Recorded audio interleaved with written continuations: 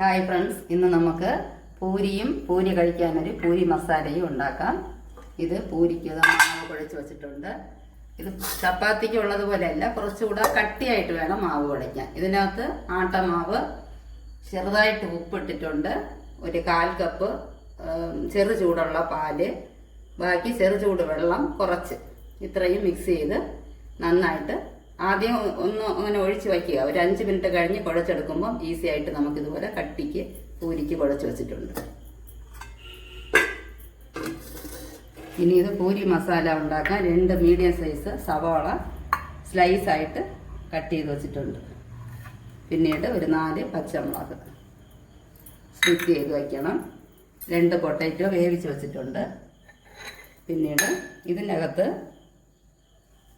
ഒരു 5-6 വെളുത്തുള്ളി, ചെറിയ ഒരു കഷ്ണം ഇഞ്ചി, 1/4 സ്പൂൺ പെരിഞ്ജീരകം, ഇത്രയും ഇടിച്ചു വച്ചിട്ടുണ്ട്. എണ്ണ ചൂടാകുമ്പോൾ കടുക് ഇടാം.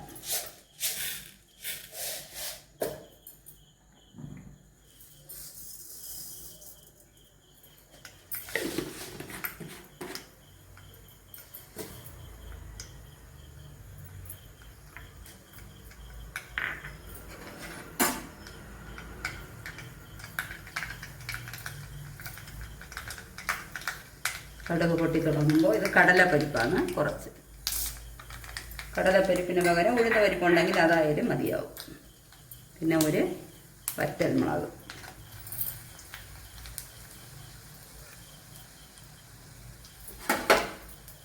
കടലപ്പരിപ്പൊന്ന് ചുവന്ന് വരട്ടെ. വരുമ്പോൾ നമുക്ക് ഈ സവാള ഇടാം. അല്പം കൂടെ മൂക്കണം.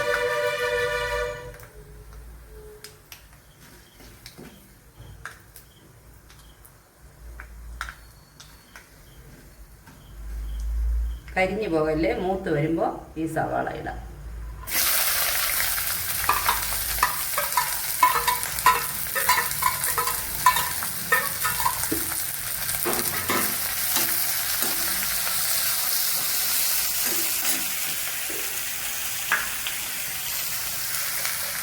ചെറുതായിട്ട് ഉപ്പ് ഇട്ടൊന്ന് വഴറ്റാം.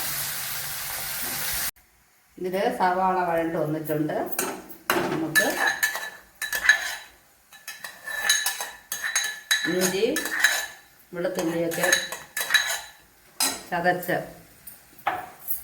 പേസ്റ്റ് ഇടാം. എന്നിട്ട് ഗ്രീൻ ചില്ലി,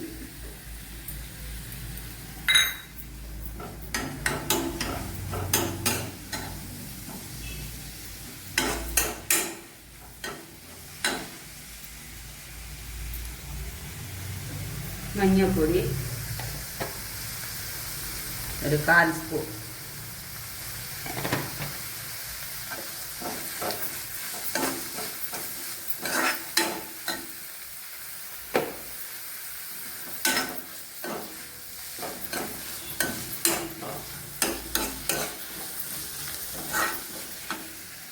ഇത് ഉരുളക്കിഴങ്ങ് വേവിച്ച് ചെറുതായിട്ടൊന്ന് പൊടിച്ച് വെച്ചിട്ടുണ്ട്.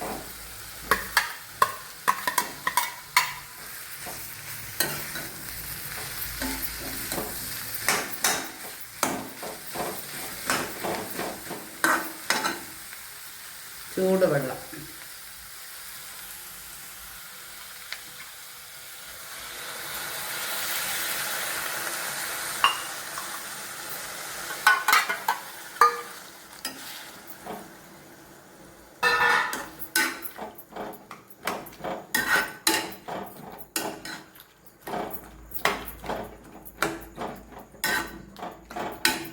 ഇതിങ്ങനെ ഇവിടെ ഒന്ന് തിളയ്ക്കണം.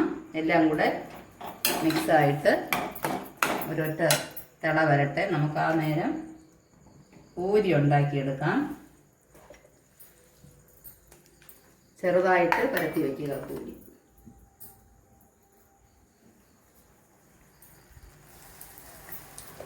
അല്പം കട്ടിക്ക് തന്നെ പരത്തുക, തീരെ കനം കുറയണ്ട.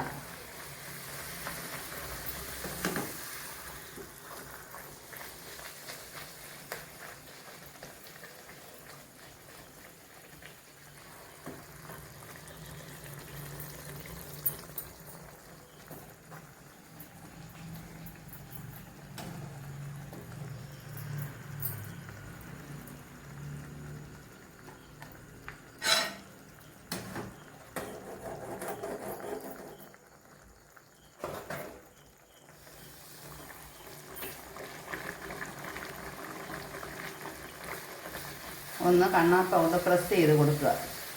അപ്പോൾ നന്നായിട്ട് പൊള്ളി വരും. നല്ല ഹീറ്റുള്ള എണ്ണയിൽ ഇടണേ, അപ്പോഴേനെ അത് നന്നായിട്ട് പൊള്ളി വരത്തുള്ളൂ.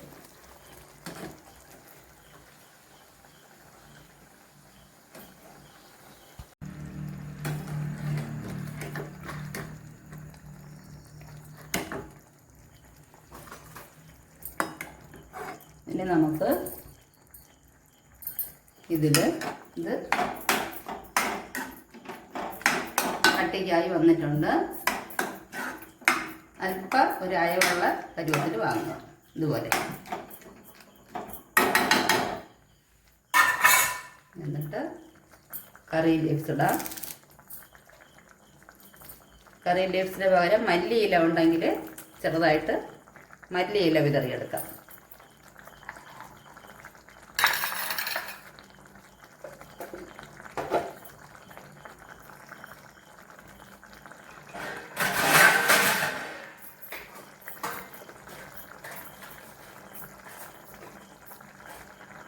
പൂരി റെഡി ആയിട്ടുണ്ട്.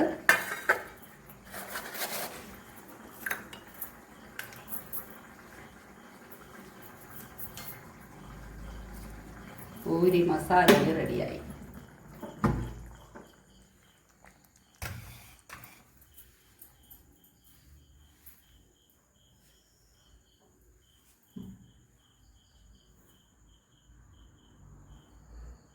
ഇതുപോലെ വേറെ ഒരു റെസിപ്പിയുമായി കാണാം.